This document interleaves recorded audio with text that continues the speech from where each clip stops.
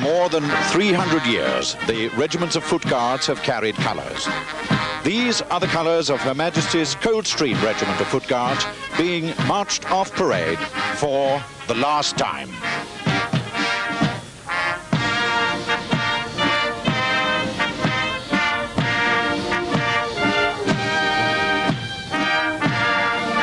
The colours bear 43 of the 112 battle honours won by this single regiment in 3 centuries of service to the Crown. And although the function of colours is now entirely ceremonial, they're no longer carried into battle, they still represent something as special as the spirit of a regiment to those who serve in it. It was on the green lawns of the home park behind the royal apartments of Windsor Castle that families, friends and Coldstreamers of several generations gathered on the last day of April to see Her Majesty the Queen, Colonel-in-Chief of the regiment, as she is of all 7 regiments of the Household Division, present colours to the 2nd Battalion, the Coldstream Guards. First, the Queen's colour, carried on royal occasions and by the Queen's Guard when the court is in residence. And secondly, the regimental colour, based on the Union flag. Colours to replace the colours borne by the battalion for the last 12 years, and which we saw marched off a few moments ago. The new Queen's colour nearest to us will be the colour to be trooped this year on Horse Guards at the Queen's birthday parade.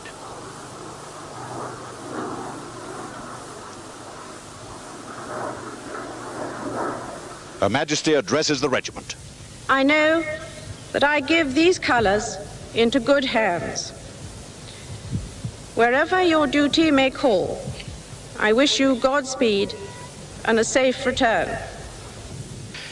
Windsor Castle only 9 days after the Queen's 50th birthday. Her great-great-grandmother, Queen Victoria, spent her 50th birthday at Balmoral. It was May, and she decreed that an official celebration should be held some weeks later in London. Today, on the official birthday of Queen Elizabeth II, this is London, and in front of the handsome clock tower and the Horse Guards building, headquarters of the Household Division and of London District, between Whitehall and St James's Park. 8 guards are drawn up on one of London's largest open spaces, a parade ground that measures 160 yards from north to south and 140 yards from east to west. On the right flank, the escort for the colour is found by the 2nd Battalion, the Coldstream Guards. So is number 2 guard. And numbers 3 and 4 guards are found by the 1st Battalion of the same regiment. They formed part of Britain's first regular fighting force, Cromwell's new model army. Later they became King's men and part of the Sovereign's personal bodyguard. They wear a red plume on the right of the bearskin, buttons in 2s as the 2nd Guards Regiment, although their proud motto proclaims them second to none.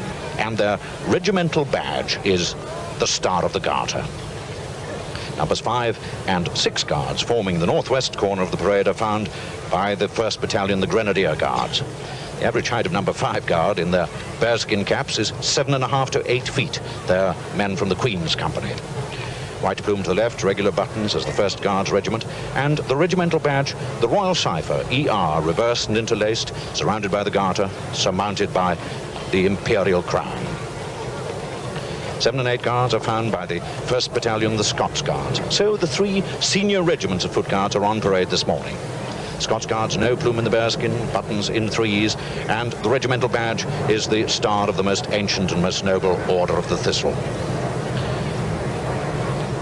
In front of number 7 guard, the new Queen's colour of the 2nd Battalion, the Coldstream Guards. Colour held by Company Quartermaster Sergeant Barry Smith. The escort sentries are brothers, both Lance Corporals, Kenneth and Peter Larkin, whose father is a quartermaster in the regiment. And to the south of the parade, the massed bands of all 5 regiments of Foot Guards. In addition, the corps of drums of the 3 battalions of Grenadier and Coldstream Guards on parade, the pipes and drums of the Scots Guards, and the pipers of the Irish Guards. And the massed bands whose music contributes so much to this unrivaled parade are under the direction of the Senior Director of Music, the Household Division for the last 18 months, Major Horrobin of the Irish Guards. In front, the drum majors in their state dress with white gaiters and gold-fringed crimson aprons.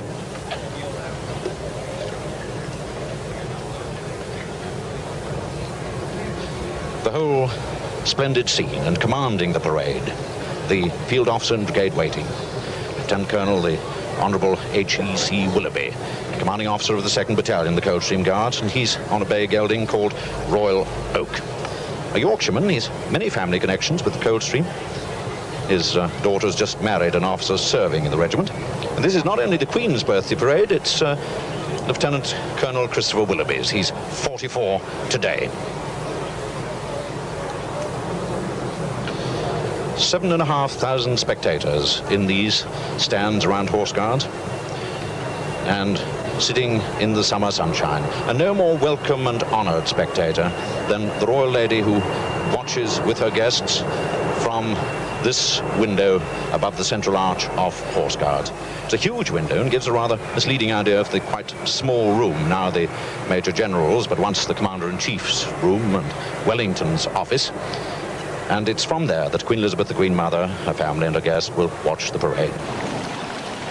Her Majesty the Queen arrives at Horse Guards wearing the uniform of Colonel-in-Chief of the Coldstream Guards. Their red plume, the Star of the Garter. And riding the horse she was given by the Royal Canadian Mounted Police, Burmese, as she has done each year since 1969. And on her arrival at Horse Guards, she salutes the Queen Mother, watching from the window above. The Brigade Major of the Household Division, Lieutenant Colonel Charles Guthrie of the Welsh Guards, on Zebedee, is followed by 4 troopers of the Blues and Royals. As he escorts Her Majesty the Queen, who is accompanied by His Royal Highness the Prince of Wales, Colonel of the Welsh Guards, His Royal Highness the Duke of Edinburgh, Colonel of the Grenadier Guards, and His Royal Highness the Duke of Kent, Colonel of the Scots Guards. Duke of Edinburgh on his right, the Prince of Wales. To begin the birthday parade with the inspection of the line.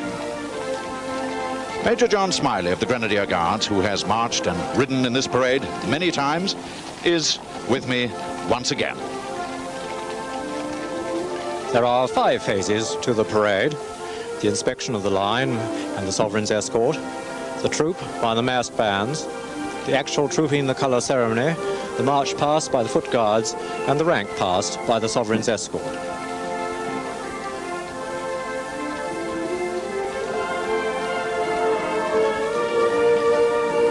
The Queen salutes the colour. And this inspection is not the mere formality it might appear, as the Queen has a keen eye for detail and will certainly notice anything which is incorrect. And as she turns the corner of the left of number 8 guard,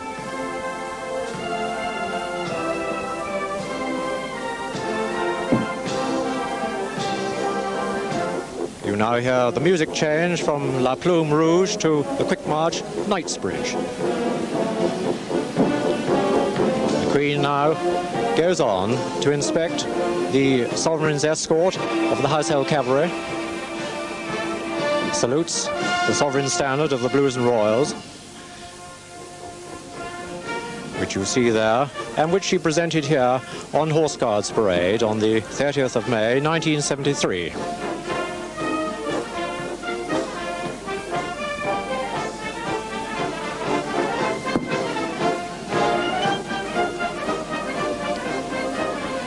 Behind Her Majesty the Queen, Prince of Wales to the right, the Duke of Edinburgh centre, and to his left, the Duke of Kent. And behind them, the Master of the Horse, Duke of Beaufort, and Earl Mountbatten, the gold stick in waiting. Princess Anne and Prince Edward watch from the window above.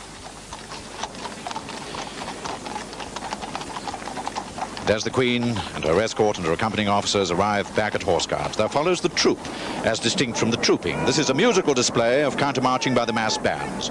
Senior Drum Major of the Household Division, Drum Major Wigan, gives the command, and the slow march is The Huguenots by Meyerbeer.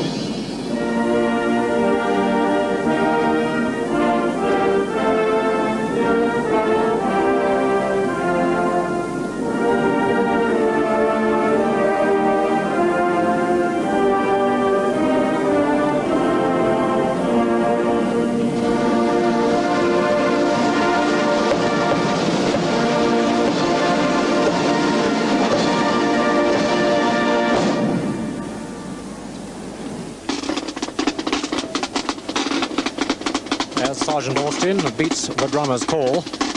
Command of the escort passes from the captain to the subaltern, and the escort will shortly march out to receive the colour.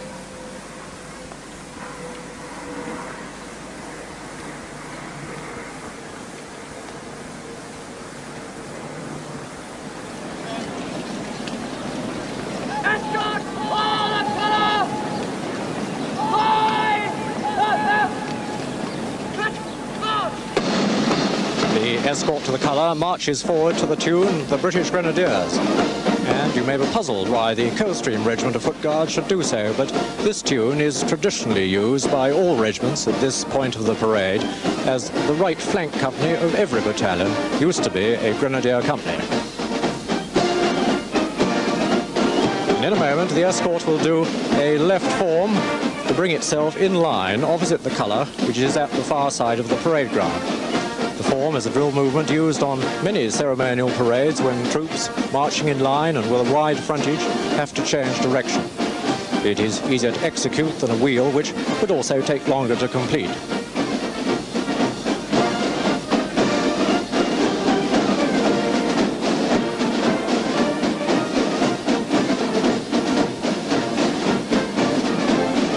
The subaltern keeps the escort marking time just long enough for the mass bands to clear their front before he gives the command forward. This requires precise judgment if an undignified collision is to be avoided. And now all eyes are on the escort for the colour.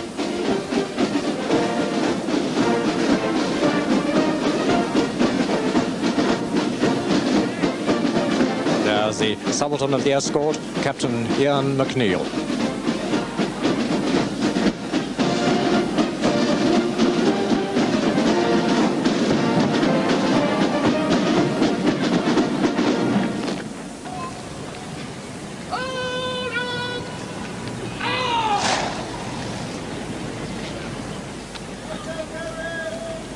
Regimental Sergeant Major Smith now moves round the left flank of the escort before taking over the colour and handing it over to the ensign.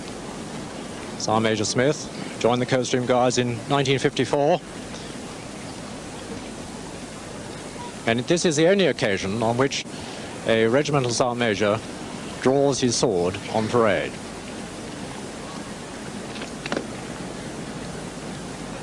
He salutes the colour, which is held by Company Quartermaster Sergeant Smith.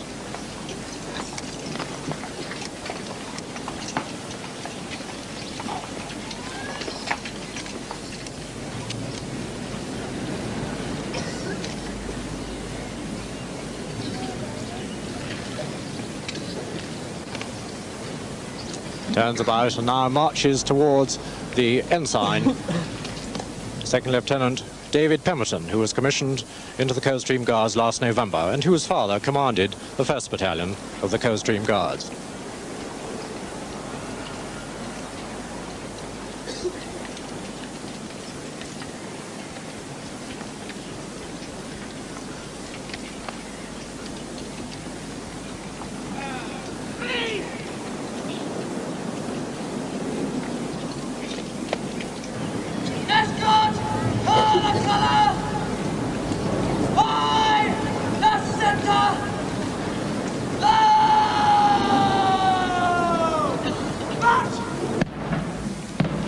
The escort, having received the colour, now steps off, and as they do so, the mass bands begin their complicated spin wheel when 358 musicians, pipers and drummers change direction while retaining the same formation.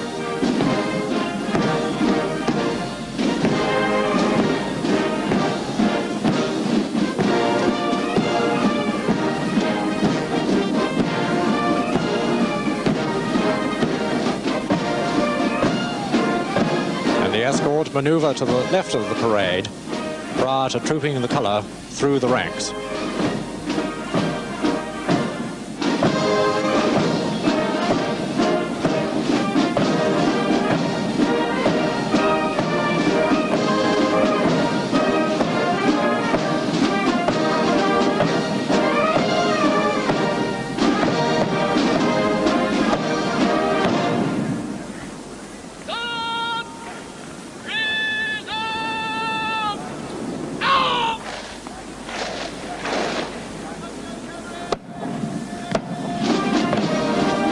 1700, as the army gradually became organized as a regular force, battalion colors replaced the old company flags and individual devices around which leaders rallied their men in battle.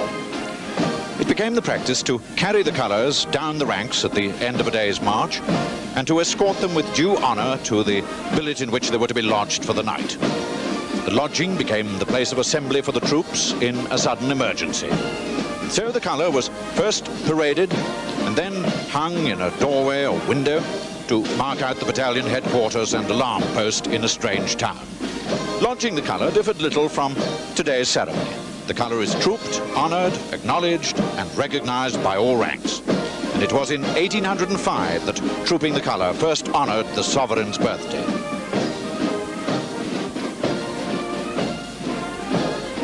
In the center of the Crimson Queen's color, only 6 weeks old, a silver star surrounded by the blue garter, surmounted by a golden crown.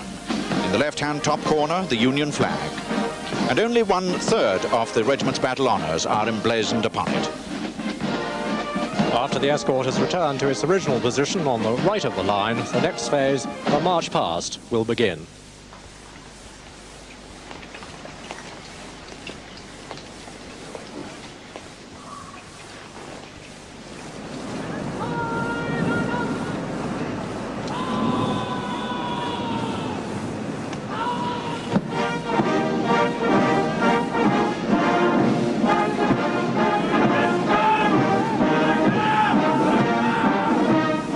Regimental slow march of the Coldstream Guards. Figaro by Mozart.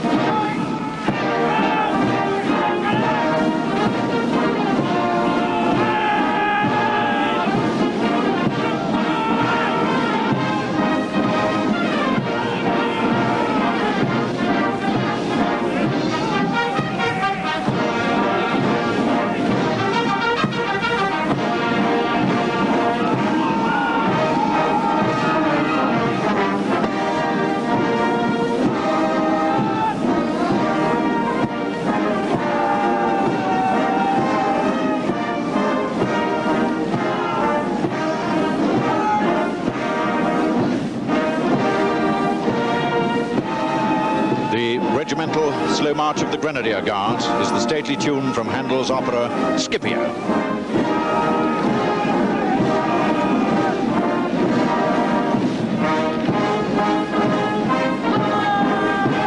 The regimental slow march of the Scots Guards, garb of old Gaul, composed by General John Reed, a soldier of fortune.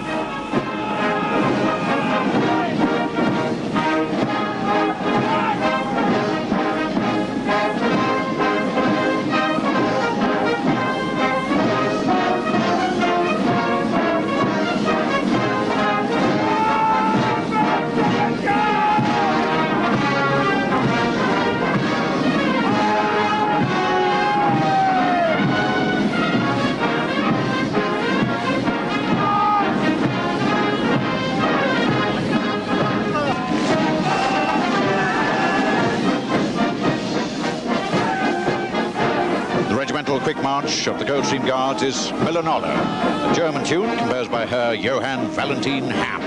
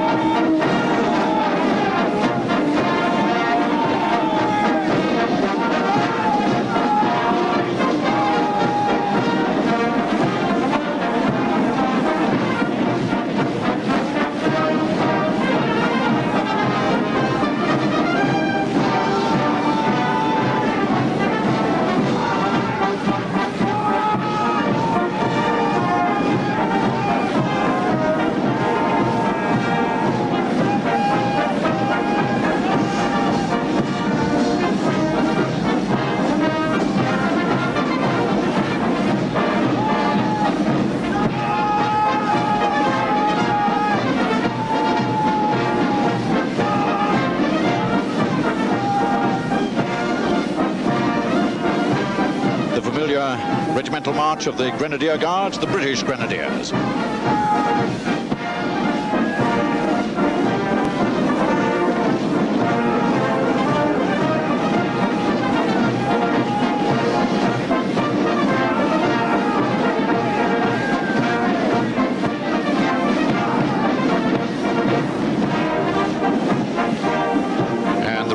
Quick march of the Scots Guards, the traditional tune, Heel and Laddie.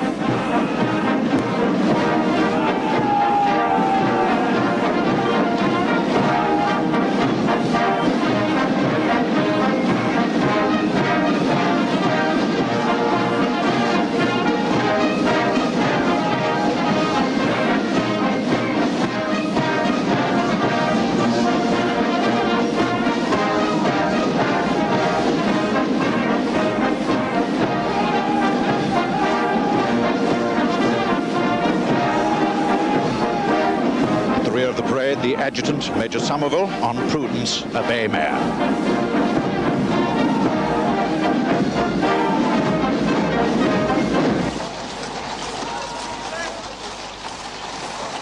The rank past of the Household Cavalry, led by the Blues and Royals, their red plumes and their black horses.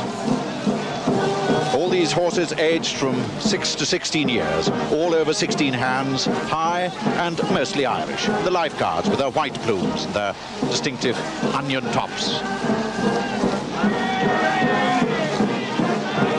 The tune is the Keel Row.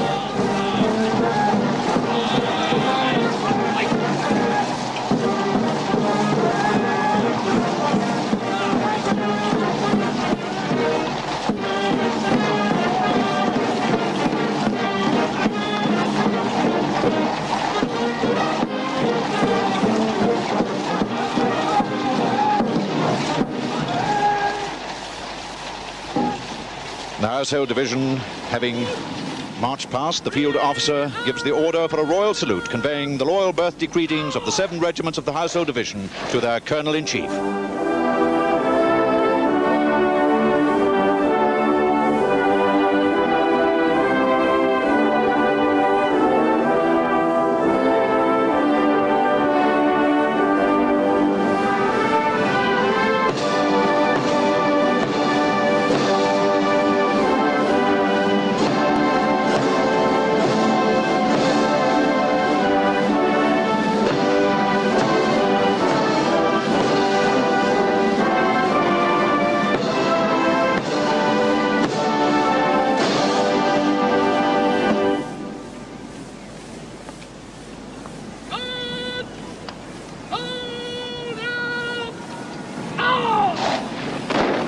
And another Queen's Birthday Parade comes to an end.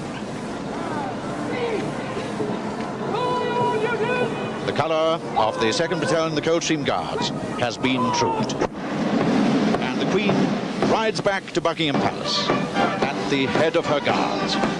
Perhaps interesting to think that she has appeared in this parade more often than any serving officer or man. Behind her, the field officer and brigade waiting, and the Duke of Edinburgh.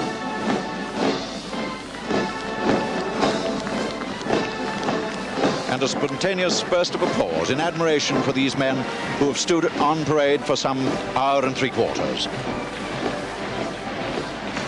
Quarter of an hour, the escort to this colour becomes the Queen's Guard at Buckingham Palace and the Palace of St. James. An unchanging sight in a changing world. And if we live in a world with less respect for establishment, tradition and order than it had when the young Princess Elizabeth first rode from Horse Guards in 1947, one hopes it is at least a world with a little more respect for the lives of ordinary men and women. And surely it would be a poorer world without the tradition of service embodied in these historic regiments of the Household Division marching back down the Mall, and embodied too in the dedicated life and work of this one woman who, before the next birthday parade takes place, will have served this nation and Commonwealth as Queen for 25 years.